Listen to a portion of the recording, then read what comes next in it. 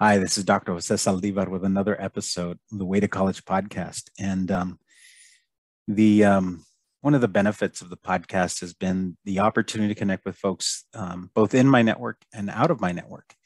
And today's guest is someone that is, I think, more recently come into my network. And really, it's an honor to I think be in the same sphere as this person. So I met this person. I think 2020. I attended my first Dache conference, and just really, I was so impressed. Such a powerhouse, such a dynamic and incredible individual.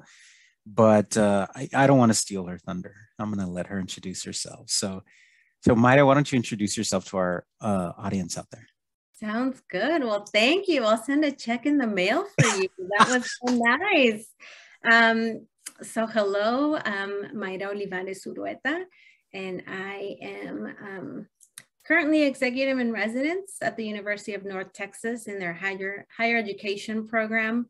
I'll be starting in the 29th of August. And with that comes an exciting opportunity. I'll be also the director of their Bill J. Priest Center, which is their community college education center.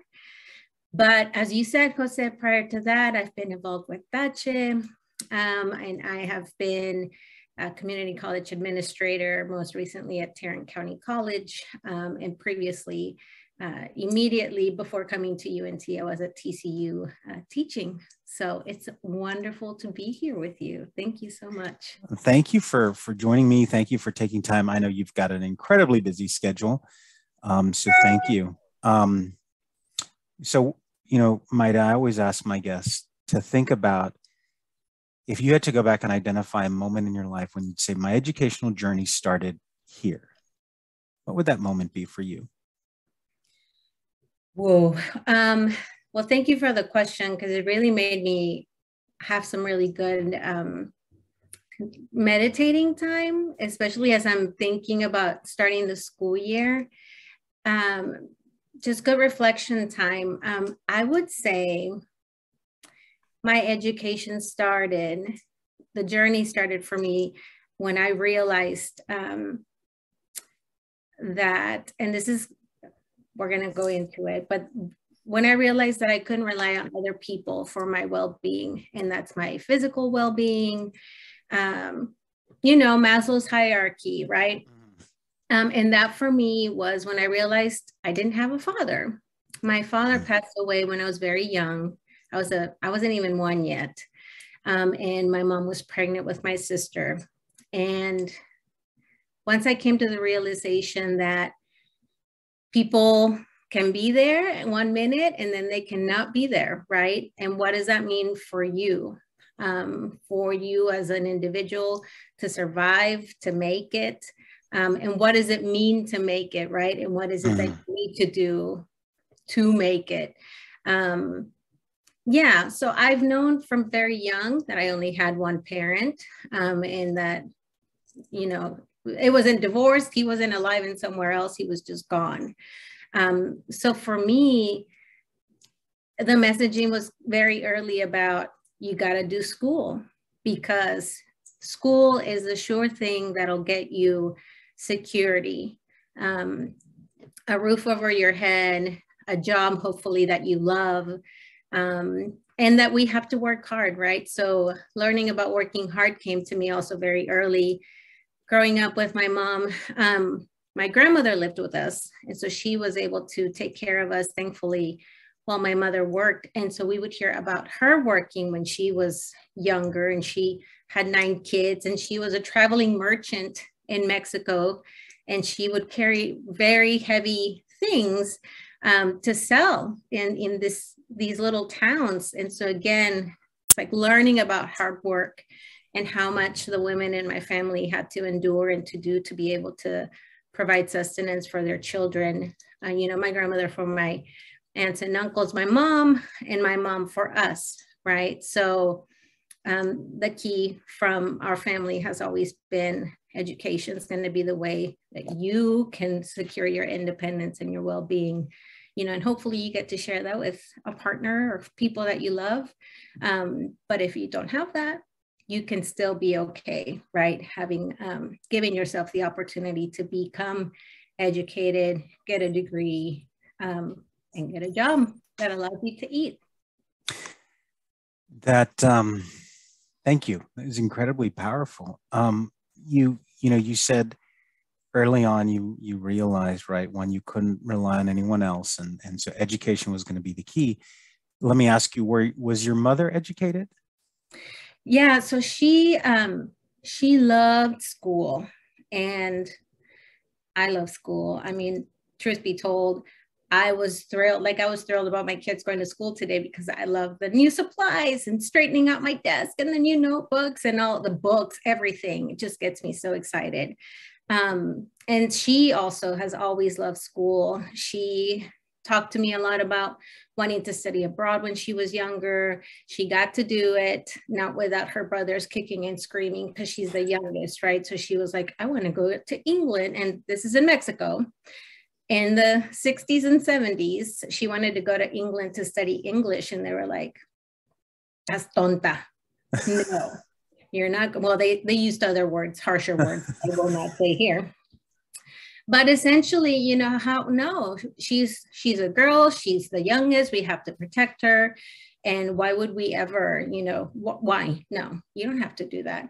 She ended up going because she's stubborn. That's where I get it from.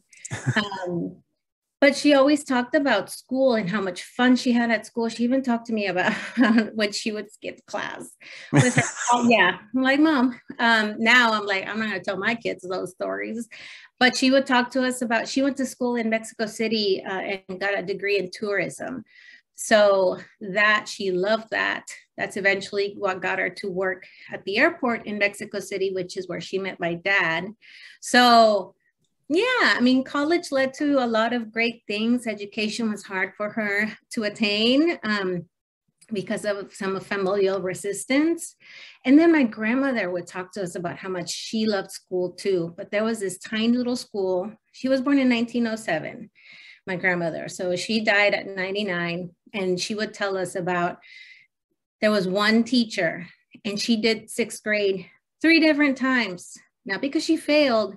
It was the highest grade they taught, but wow. She just kept going and going and going. And so, so yes, there's always been love and appreciation for school. School hasn't only been a source of learning through books. It's been a source of socializing, of having some fun.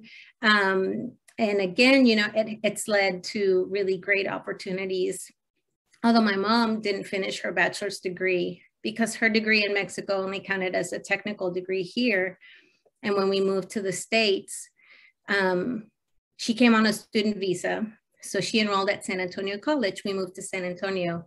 And community college then became the reason. I had this epiphany in my first community college job. And I'm like sitting in my office crying because the only reason she was able to stay here legally and fulfill her visa requirements was because there was an affordable college for her to attend while she waited for her residency, which came the same year. So she did it all very strategically.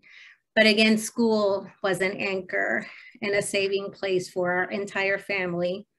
Fast forward to her year of retirement in 2014, she completed her bachelor's degree from Incarnate Word University because her company paid for it. She completed in May. She retired in June. So her desire to have that degree, even though she was walking into her sunset, to have the next chapter, right, of fun in her life, it was important for her to have that diploma. And so again, it's just, I have pictures of my mom studying. When we had first moved here, we would take pictures of her at the table with her books. We would all sit and study together. So, so yeah, I mean, it's just kind of always been there.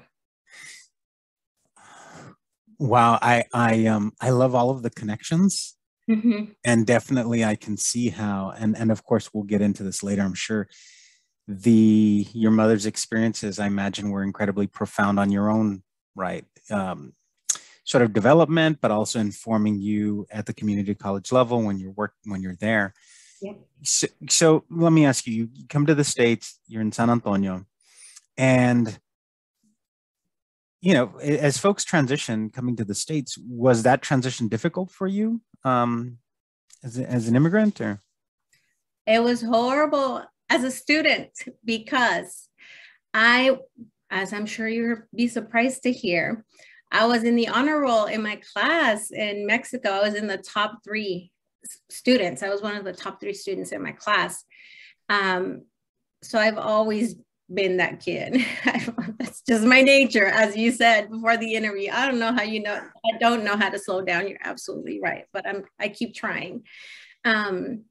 So transition, and then I transitioned in the middle of the school year. So I did my first semester of 5th grade in Mexico, and then I came to start January, 2nd semester in San Antonio in English, which we had taken English classes, but you know how that goes. Taking them in a class versus having to be fluent and live your life speaking this foreign language is totally different. And then I'm a very anxious person. So I actually would get sick to my stomach before going to school, and I wouldn't sleep being so nervous because I couldn't communicate. And for me, part of my, and I'm working on this too, part of my worth is always how much I can provide and how much I can excel and how much I can achieve. So not being able to communicate, and I don't like to talk, not being able to communicate was just, it physically made my body ill to not be able to participate in the class, to not be able to, be that good student I wanted to be. Let me stop you really quick. So I can't imagine what that must have been like for you, but let me ask you, you're a 5th grader, you're incredibly anxious, right? Trying to fit in, and for somebody who's such, I think, a great communicator, but struggling at, obviously, right? Did you get support from the school? Did you have a classroom teacher that was incredibly supportive? I mean, how did you get over that? How did you deal with that situation? You're such a great interviewer. No, my first teacher and my first school actually didn't have a bilingual ed program. I was placed with a fully English, no other languages speaking teacher. So get ready for the violin, because I couldn't speak. She couldn't talk to me. And then they sat me in front of this map of North America that had Mexico on it, like staring me in the face. So no, I would just sit there and I would like fall asleep in class. And I had a classmate, Priscilla, who I hope she's doing well wherever she might be in the world, but she spoke some Spanish. And so the teacher had her sit with me, and sweet, poor little 5th grade Priscilla was trying to translate for me while doing her work. And then eventually, I don't know if it was the end of the first week or maybe during the second week, she was like, you're going to have to figure something else out. I can't do this, which is really also very wrong that they put this pressure on this child looking back. But no, I couldn't talk. So I couldn't understand anything. They talked to my mom, who thankfully spoke English because she was stubborn and went to England for a few, 6 weeks or whatever. And they moved us to another school that had a bilingual education program. And so I will never forget, Ms. Gutierrez and Ms. B were my teachers at Almost Elementary in San Antonio. And it gives me chills just thinking about them. I would get pulled into a table at the back of the classroom where we would do English ESL type stuff with Ms. B. Mrs. Gutierrez spoke Spanish, so she would talk to us in English and Spanish in the classroom. And I actually ended 5th grade with one of those Bill Clinton signed, academic fitness certificates and everything, and actually placed out of ESL after 6th grade. So I had this idea in my mind that if I achieved the goal of learning English, we could just go back to Mexico and be good as we were before. But of course, that wasn't really what was going to happen. But no, it was really, really rough. But once I got to Mrs. Gutierrez and Mrs. B, it was heaven. It was great. So you transition to a new school, have these teachers that are incredibly supportive. And let me ask, did you take off academically after that? Was it just, that number top 3 in Mexico? Now all of a sudden, did you find yourself get your footing and take off?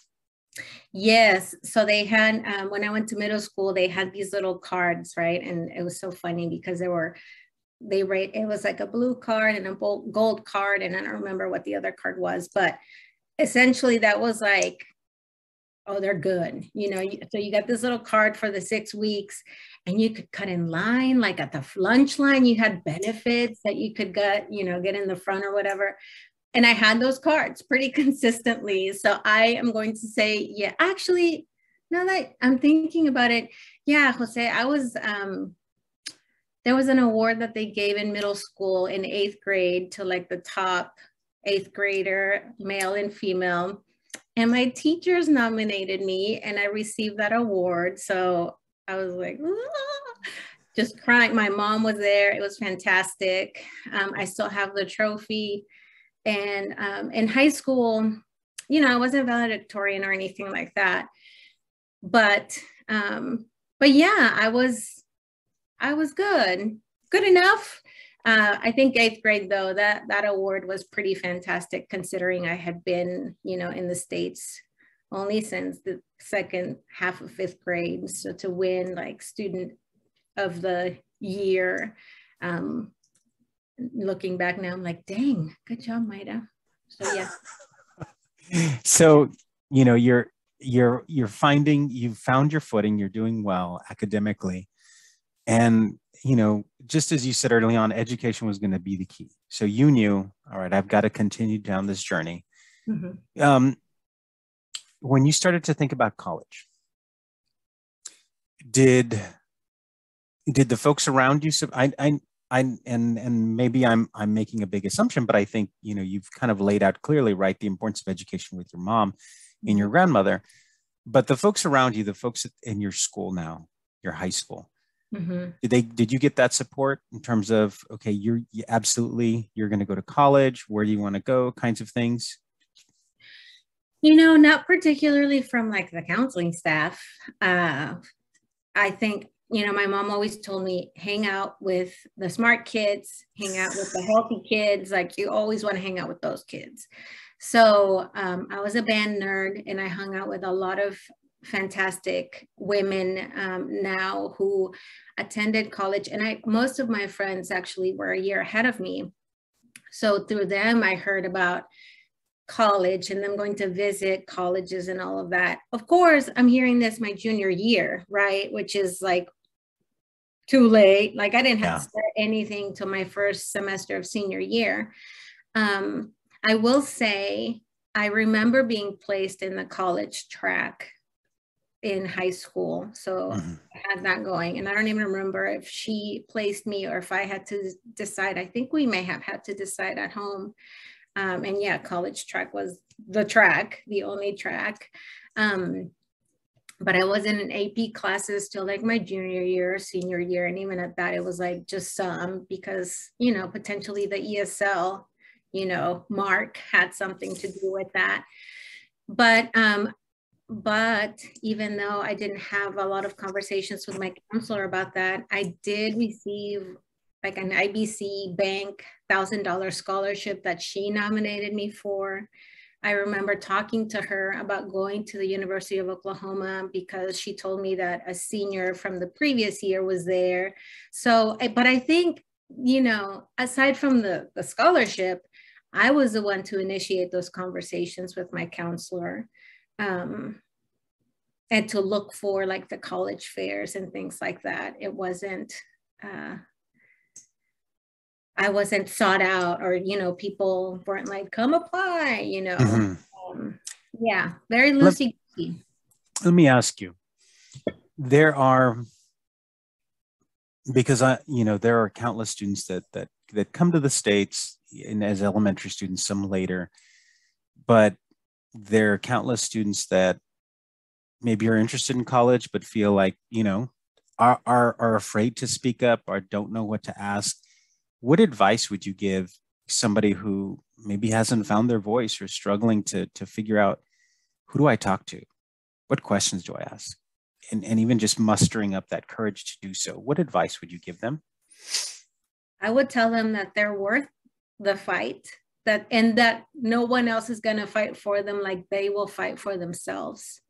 So, I mean, if you don't want to do it for yourself, no one else is going to want to do it for you, unfortunately. And I hate the bootstraps analogy. I don't use it. But unfortunately, the educational system we live in is such that if you're not seeking out those opportunities for yourself, they're not going to come knocking on your door to give them to you, especially if you're a minoritized person and an immigrant and an English, as a second language speaker.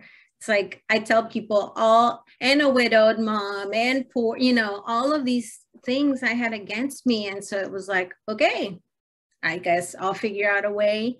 And for me, it was always, my mom would always say, ask the people who are nice to you, like who are the teachers that look for you and give you supplies and not supplies, but give you books, right? Or like see something in you and look for you. Like those are the folks to look for and to look to. But unfortunately, we have to be the squeaky wheel, because otherwise people are too overwhelmed, and I'm going to say this, and too racist and prejudiced sometimes to be willing to come and help us. So as shy as we are, and as, the way we're educated in our homes, the deference we have to give to our educators really doesn't help us here. And we have to be, the word that comes to mind is aggressive, but I don't mean rude. Yeah. We have to get it. We have to go for it and want it so bad that they choose to see us for the energy and the desire and the ganas we have to do things. So yeah, if not you, no one else is going to come looking for us, unfortunately. It's just us, you and me, and our colegas and our compadres who we know look, but there's not very many of us. And so we have to be our own best advocates. I love that. I love that. And I couldn't agree more. So you find yourself, you're in the college track, right?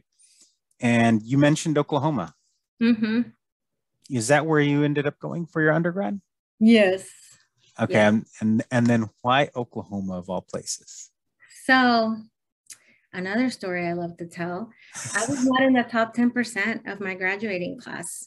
And so I was not admissible to a Texas state school.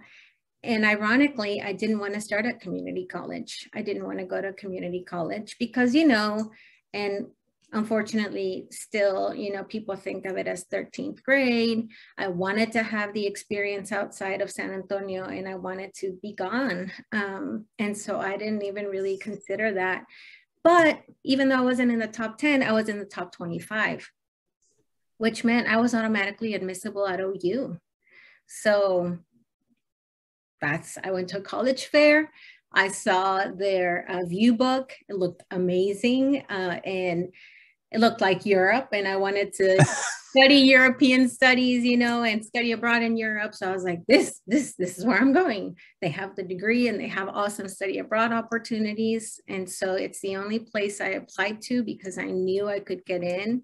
I didn't even go visit till the spring before I started at OU. And it was like, all right, God, if it doesn't work out, then I'll come back and I'll go to San Antonio College. But I went there because I didn't get into universities here. I wasn't automatically admissible.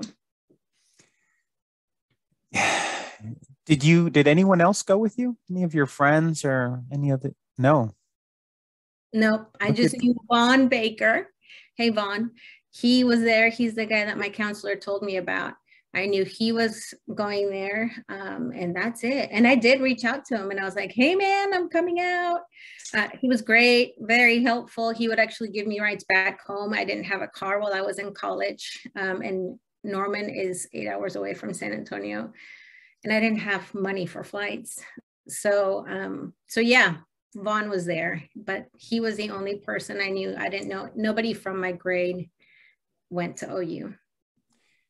Get to Oklahoma, and for a lot of our listeners, and particularly like the students that I work with, a lot of first year students, a lot of them feel like I've got to have it figured out, right? The folks around me are telling me I've got to pick a major and I've got to figure out what I'm going to do for the rest of my life. Mm-hmm. Where were you at 18, 19, your first year in college? What were you thinking? Did you know what it is you wanted to study and what aspirations you might have had beyond that? Yes. So I knew from my mom's stories of her going to England and everything, I was like, I want to study abroad. I need to study something international, So I did. I actually went in as an international studies major with a focus on Europe as a freshman. And I finished as an international studies in Europe, focus on Europe, bachelor's degree completer. But I'm, again, extra and then some, because I added a major. I became also a Spanish major and I minored in French. So I ended up going for my degree. I had to study abroad for a semester. So I was like, okay, great. Because if it's not a degree requirement, I don't know if I'll actually do it, just because I had separation anxiety from my mom. And I think it's like my dad passing away, like all this trauma from my early childhood. But I was like, well, if I can't graduate if I don't go, then I have to do it. So I actually ended up going for a full academic year. And because I did that, then I had enough French credits to be a minor. Actually, they were like, if you take just 3 more classes, you could be a triple major. And I was like, okay, that's ridiculous. So yeah, I actually knew, but again, because I wanted to have that specific experience. Obviously haven't worked in anything international since, but I did. I knew what I wanted to do. And I finished in that. So, you majored in international study and with the emphasis in European studies and then did the Spanish. What was next after that? What was next after your undergrad?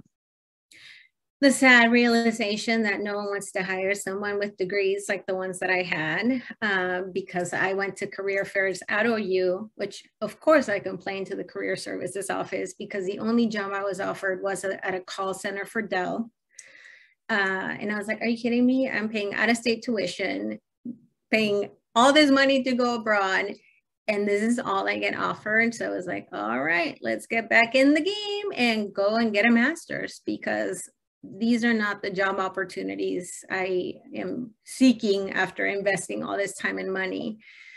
So I actually applied to stay and do a master's in human relations, but I also applied for a job full-time. So I'm sure you'll be surprised, very highly involved as a student. And I worked in the student life office. I was a work study student in the student life office. And throughout my time there, the director was like, man, Mayra, when you finish, like, we would love to have you work here. You would be fantastic. And so sure enough, I decided to stay to pursue a master's. And in November of 2005, I became a Latino student life coordinator at the University of Oklahoma and assistant director of student life. So it just worked out beautifully. But yeah, that's what happened after. So I used to have to give talks at orientation. Students would come in and I'd always encourage them to get involved, to do things other than just go to class. I mean, class is important, obviously, right? Mm-hmm. But I'd often tell the audience, I'd say, imagine all of you are business majors, pick a major. Imagine all of you are doing that and you're all graduating at the same time and you're applying for the same jobs why should I hire you? Why should I hire? And I'll point at folks, and why should I hire you over you? And I think, and I'm speaking to particularly the student population that I work with. A lot of times students expect I go to class, I'll get my degree, and the job's going to be waiting for me. And maybe that was what you were expecting, right? And all you got was that call center job, right? Mm-hmm, mm-hmm. But I often encourage students, I said, think about sort of what else you're filling with your time, right? What else are you doing? What other skills are you developing? So I encourage them to get jobs on campus and do internships and research, right? Whatever they can do to really set themselves apart, but also give them those experiences that might inform what comes next. Mm-hmm. You're working with student life, and what was it about that work that you enjoyed, or that sort of told you, you know what, I could do this. I could do this kind of work. This is meaningful work to me. Yeah. Well, first of all, the fact that they even had like identity specific programming and staff that focused on providing support to, of course, Indigenous students in Oklahoma, huge, but they had a Black student life office, and they had, so there were people basically in the Women's Center and all kinds of things that I had never seen before in my life. And I'll pull myselthis out there. This is 2000, right? That I went to OU. And the way they treated me is what drew me to it, the way they treated my family. So as I told you, I was very involved. My mom came up. I was in the Miss Hispanic IU pageant because it was a scholarship pageant, not a beauty pageant. And I needed the money. So I did the pageant. And she came up. And so the Latino Student Life Coordinator at the time when I came in, Cristina, that's Hi Cookie, she was like super nice and welcoming of my mom and my sister and my grandmother. They came to that. Cristina mailed me, and I'm sure all the other incoming Latino students who identified on their apps, right? A brochure of the Latino Student Life Office and the services they provided and the student organizations that they had. So essentially like centering you from before you even got there and anchoring you at a place there, that if you felt like you needed that, it was there for you. And sure enough, Oklahoma, OU was a huge Greek organization, college. That was not my jam. I'm not Greek. So going to Cristina and to Latino Student Life really was the place where I found my little familia. And that was my retention. That was my anchor. So I wanted to be able then to do that for other people. I had no clue that you could work at a university and not be a professor.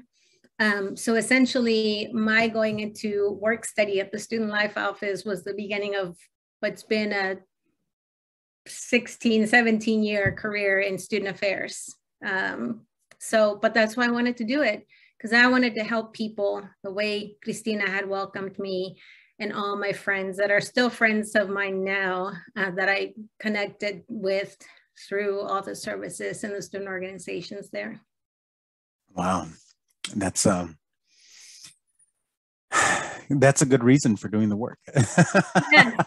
Yeah. And when it's, there were 900 of us in a school of 25,000 students. Yeah. So going from San Antonio, previously Mexico, to White Norman, Oklahoma. Yeah. And white higher ed, right? Because it's white higher ed. It was huge culture shock. And I would hear people like make comments whenever our students would come with their family, like I did. I went up to do a tour with my mom, her brother, his wife, my grandma, my sister. And so people like my family would show up, and some of the staff would be like, go get chairs because they brought everybody again. And I'd be like, you should be so happy these people are here, So I was like, no, I want to do it, and I want to welcome them because it's great that they're all here. It's not a bad thing that they're here. So yeah. Oh, that's awesome. That's awesome. How long were you at Oklahoma? I was there as an employee for 2 years. I basically did my master's and then moved down to the Dallas-Fort Worth area because the man I was dating at the time, who's now my spouse, finished his degree and got a job here. And he's an engineer. So like, oh, higher ed salary, engineering salary. I think I'll go there and look for opportunities here.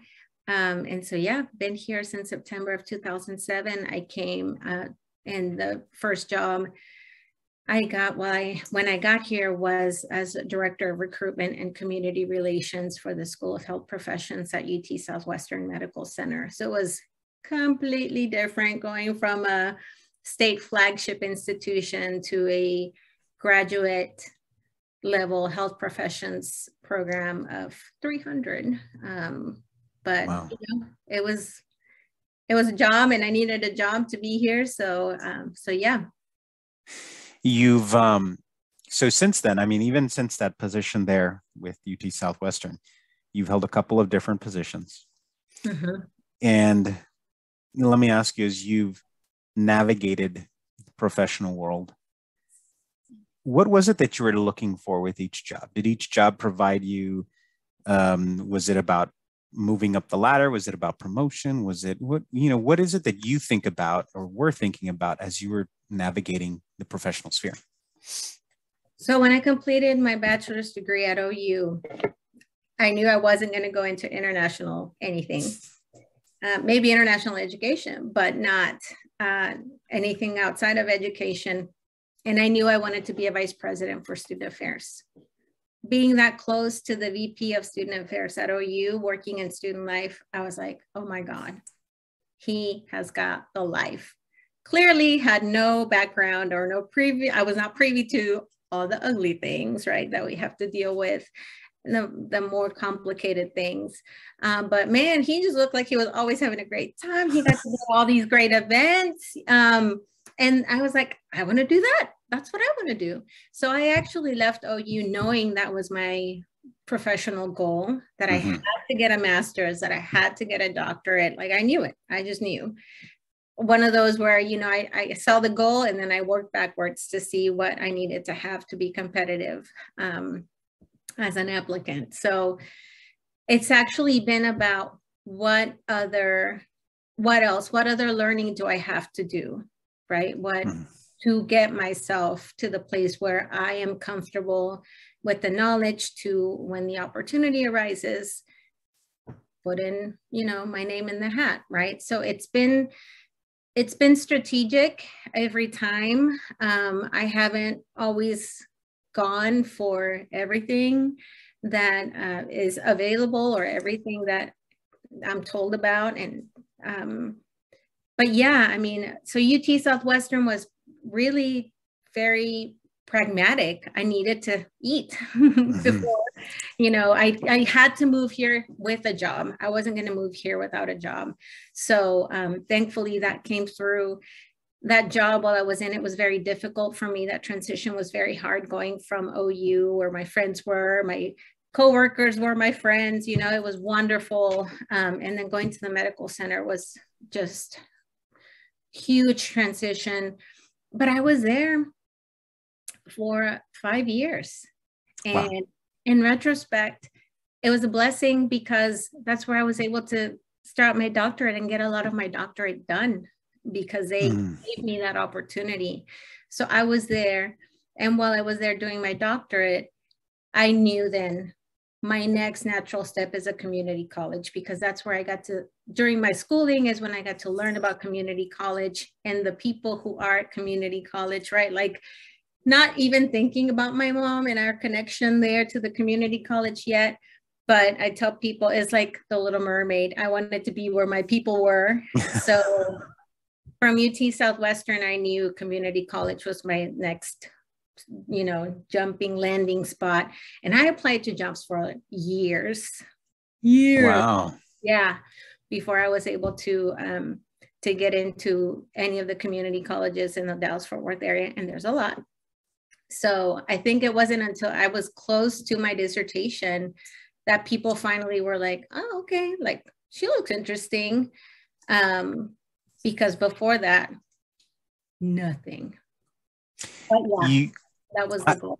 I appreciate you talking about that because sometimes it's a process, right? And it may take time. It's not going to happen overnight, and it's not like all of a sudden, oh, look, there's an opening. And obviously, I'm all for feeling confident and feeling like, you know what, I think I can do this job. That doesn't necessarily mean you're going to get it, right? You're competing against a whole bunch of other people and who might have more experience in you and might be bringing different things to the table. So I appreciate you talking about that. As you're going through that process, did doubt ever creep in? Oh my God. 5 years of being at the medical center and no bites. I was depressed. I just thought, you know, here I come, 8th grade, outstanding student, and like, oh, they're like, oh my God, you're so awesome. They hired me for not one job, 2. I got promoted within a year. And then I come here and people didn't want me from the medical center. So it was horribly depressing. I still get imposter syndrome and have doubt and everything else. Just because I'm going for things doesn't mean I'm like 100% sure I'm going to get it, because I was humbled. You know, I was humbled seeking opportunities, and I had to figure out, and that's also, I think, where my strategy came for seeking other positions.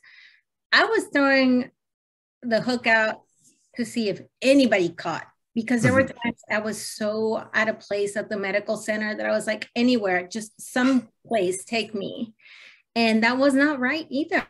You know, now I know, having been a hiring manager, they know you're applying everywhere to everything.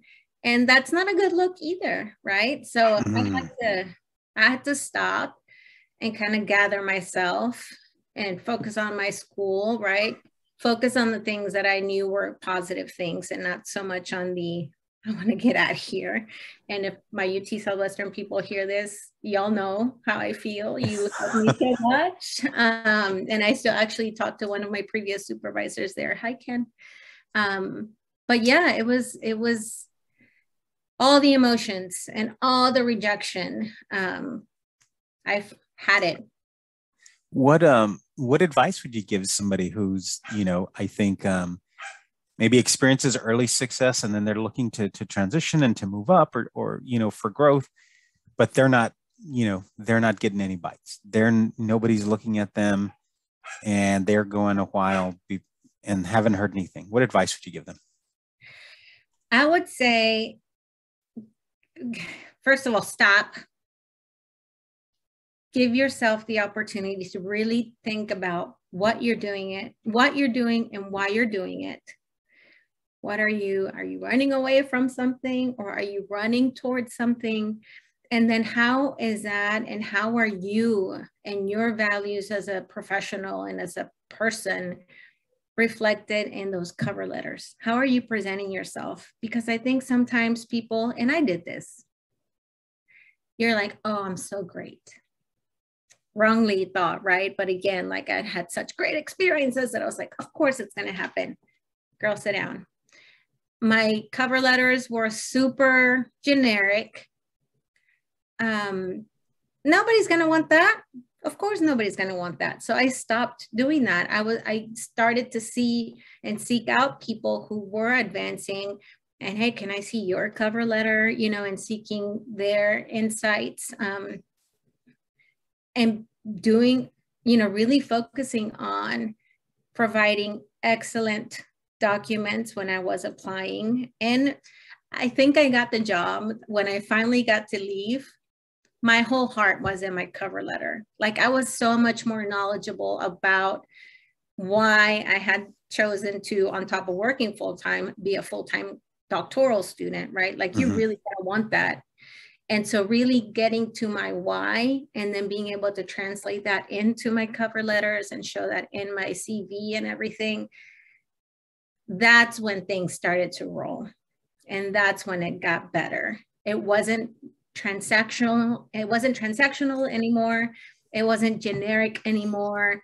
I knew why I was doing it. And I wasn't afraid or as afraid. I think as I've grown professionally, even since then, I've become more bold in being more myself. But it started with really realizing why I'm busting my butt, you know, and not going out with people and having fun, realizing that that's really why I work so hard, and then translating that to my, you know, my applications. That's when I think things really started to take off. Thank you for sharing that, because I think there are a lot of young people who maybe find early success and then are looking to transition and just aren't having that same kind of experience, right? So thank you for that very, very real and just incredibly useful piece of advice, because I couldn't agree more. So thank you. You tell us about the work you're doing now, because now you're in a bit of a different role, right? You're no longer with the community college. You're doing some different things. So tell us about the work you're doing now. Sure. So as we all know, the pandemic has been exhausting. And I finally achieved my goal of becoming a vice president. And I think the pandemic allowed me to see I was going nowhere good really fast if I kept up that kind of work, like the intensity of the work, the hours I was working, what it was doing to me personally. I didn't realize it until I was not in the office. You know, it's so easy to get distracted by going to 45 meetings and having, you know, student situations and everything else. And you don't really get to see from the outside kind of how it looks. And then when you're in the house and your kids see you and your spouse sees you and they're like, aren't you going to take a break? Like, do you have to be working on stuff while you're putting the girls to sleep, you know, waiting in the room for them to go to bed or to go to sleep after they've put to bed? It was really unhealthy. And I knew I wanted to continue working on impacting community college system, higher ed system in general, but in being a champion for students in community colleges. And I mean, this is another one that someone reached out to me in my network and said, hey, there's a teaching opportunity at TCU and they want someone with community college experience. But, you know, I was, again, strategic with where I put my little seeds and let folks know, like, I'm looking for something else. Not sure what it looks like yet, but I need to tap out of this for a little bit because it's not going like I will be depleted as a professional, depleted as a parent, depleted as a partner, just not good. Yeah, so I have chosen to, thankfully, you know, put my efforts and my knowledge into teaching the next generation of student affairs professionals. And not only that, infusing into higher ed graduate level curriculum a love for community colleges that I didn't get personally. And because I chose not to get it, let me be specific about that. I'm going at UNT, I'm going to UNT where I completed my doctoral level degree, where they have community college specific training, leadership training. There's a leadership certificate within the higher ed doctoral program, specifically focused on community college leadership. But again, in my snobbery too, while I was going through the program, like I had the epiphany that I wanted to be in community colleges, but I was already too far in to go back and do more classes. And I didn't have the money to pay more tuition. So yeah, I just always think about how can I still champion community college doing some other type of work. And TCU was kind enough to give me the opportunity to come in as an associate professor of practice a year ago. And I was helping them with the community college curriculum and really getting to talk to them about the students, right? About considering community college and why community college students and institutions were so vital to private institutions and public like theirs. especially in diversifying, right, their institutions, and just so many reasons why community colleges should be much more valued and elevated. But yeah, I didn't plan it. I knew I wanted to look for something else. I talked to my boss, who was highly supportive and just wonderful, and also gave me some pointers and some ideas about some things I could consider. But that is what came through in the end. And I also wanted more time with my kids. My girls are 6 and 8. Isa will be in college in 10 years. I'll be dropping her off somewhere. And I still have a lot of working life. So it's just been such a wonderful thing to be able to take a break, kind of still work full time and love what I do and be passionate about what I'm teaching and doing, but to also be with my babies, and pour into them and not be a stress ball all the time. So then UNT came calling. Not too far into my time at TCU, highly flattering. And, what do you mean focused on community colleges all the time? Yeah, let me not think about that too long. It's just been a wonderful opportunity. But I think, as I am a person of my word. I work really hard. I'm strategic about what I do, not only professionally, but outside, where I invest my time, what volunteer opportunities I participate in, what leadership opportunities I take part in, and all of that really has become a braid of wonderful outcomes and opportunities for me, but also opportunities for me to give back. So yeah, UNT came knocking real fast, and I went for it. So I'm going to stop you because one, thank you for walking us through that. But two, I also want to reiterate, I think for our listeners, because I think when I first met you, you were I was part of that first cohort for that the Dache leadership development. And I remember you were leading us through something, and I stopped and asked you something, and you were incredibly sweet, really nice. And so, but you also, I apologize for my dogs barking now. There's people mowing outside here, so not my house, but anyway. And so just incredibly put together, and just like, okay, there's somebody who knows exactly what she wants, where she's going, and how she's going to get there. But I think what you've taken us through and beautifully illustrated for us is there have been some missteps. There have been plenty of challenges, plenty of obstacles. You continue to persist. It sounds like you took a lot of those missteps and learned from them.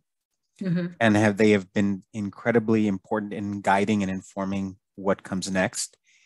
And I appreciate earlier in the conversation, you talked about when you were at Oklahoma, that VP, and you said, he looks like he's having a great time. And later you would come to find, right, just sort of some of the challenges and obstacles and the time that it takes, right? And so I appreciate all of the nuances that you've shared with us, because I think a lot of times young people find themselves 18, 19, I'm going to major in this and I'm going to do this. And they see, at least they can envision a clear path to wherever it is they're going, not recognizing, right? I think we have the luxury of time and experience to inform us that, be careful with that job, be careful, right? Learn as much as you can, be ready to move or to grow or to, right, to change, to adapt. So thank you so much, because I think in laying out your life and in laying out your journey, you were very, I think, just clear about those things, and about, you got the job that you thought you always wanted, and then you realized, but I don't know that I want the life that comes with it, right? Yeah, what cost? Yeah. And I think a lot of times we don't think about those things. I did I left the university in June, but prior to leaving, I oversaw our first year experience course, and it was a position that I held for 4 years in addition to teaching. Mm-hmm. And I thought that was the job I wanted. I thought, yeah, that's what I want to do. But what I found was, and not that I didn't enjoy it and I didn't appreciate it, there were aspects of the job that I think I just didn't enjoy doing. I didn't enjoy the management part. I didn't enjoy putting classes together and making schedules and things like that. Mm-hmm. And then the other thing was, I felt like, man, I didn't have an opportunity to be creative. Mm-hmm. And I know for me, that's really important. Mm-hmm. And so before moving into that position, right, I had opportunities where my dean and my director would always say, Jose, just do whatever you want. Don't ask for permission, ask for forgiveness later. We trust you. But I kept thinking, no, but I want that job. Right. And then realizing, man, I'm good. I'm ready to step away. Mm-hmm. So thank you so much for being just so honest with us and sharing that. Yeah. And the last thing I'll add to all of that is, Kristen Partridge, who actually works at OU, one of my first professional sisters, just a beautiful human. And she's actually a leader in the student affairs division over there now. But one of the best things she ever told me was, there's seasons in our life, right? And you're going to have different foci, whatever, foci, however you say it, ESL forever. Within those seasons, right? Yeah. And so I've had my frontline person season. I've had my middle management season. Mind you, they came way quicker than I expected. The VP position came much earlier than I ever anticipated getting it. And again, every time it's been with wonderful support from supervisors who were like, actually, it was my boss that told me before the vice presidency, my boss at Eastfield, who was like, hey, there's a vice presidency at your previous institution. You need to apply. But anyway, so I've run very fast sprints willingly sometimes, and knowing where I'm going sometimes and not knowing where I'm going and why I'm where I am sometimes. But the professional season had been a focus for a long time, even into my kids being born and being young. It's my season to be a mom. It's my season to be a champion for single mothers, which again is a 360 back to my mommy and her mom. It's my season to write. I've been getting to write a lot and to publish recently, again, focusing on single mothers, focusing on basic needs, focusing on women in general in higher ed, but specifically Latinas in leadership and teaching opportunities and the community college. So I feel like it's my time to mother my babies, but also to give some love back to myself, to get to do some of the things that I now know I love because of the professional trajectory that I've had. I've had the opportunity to really see what I love and to be able to focus on that now, the way that I get to as a faculty member, is just a humongous gift that I don't take for granted. And the flexibility that this gives me to be with my girls and to be with my spouse. It's just wonderful. So this is the season now that I'm in. It doesn't mean there won't be a going back to leadership and administration season, because I have a lot of life, left, and I have a lot of energy, as you know. Left. I do. So when my babies are out of the house, I'll be in my 50s, early 50s, and I'm not in a rush. I'm not in a rush to get to positions where people see me, where I saw myself. Doesn't mean I'm not going to get there eventually. It doesn't mean that might not be a goal in 10 years. I'm not closing any doors, but I am just happy knowing that the season that I'm in is wonderful, and that a job that I have enables me to be in the season personally and professionally in a way that's just wonderfully enjoyable, and that allows me to pour into the profession and higher ed and community college and my students. It just gives me hope to see that, we're going to make some of the changes you and I know need to happen, and that I get to infuse that love in people in graduate programs now. That was beautiful. Incredibly heartfelt and beautiful. And normally I would say that's a beautiful way to end the podcast, but I have to ask. Yes. I have to ask, for our listeners, what one piece of advice, you've covered sort of everything, but if there was one essential piece of advice you'd like to leave our listeners with, what would that piece of advice be? Oh man, it's so cheesy, but to really listen to yourself and your soul and your heart. You know what makes you happy, you know what brings you peace, and you know what you need. Don't let your ego stomp out those things because you're trying to get to some position or to some dollar amount in salary. Because at the end of the day, the sacrifices that you make, what you sacrifice of yourself and what you have others sacrifice around you to meet these goals that you think are going to make you happy, it's not worth it. It's not worth it. So just really listen to yourself and trust your gut and your heart, and you'll be fine. Awesome. Mayra, thank you so much for your time today. Oh my gosh, it's been my joy. This has been so wonderful for me. Thank you. Well, thank you again. This concludes another episode of the Way to College podcast. Thank you for listening or watching. If you're watching on YouTube, please make sure you subscribe, follow, and rate, and please share the podcast with your friends and network. Right, and we'll see you soon. Bye-bye.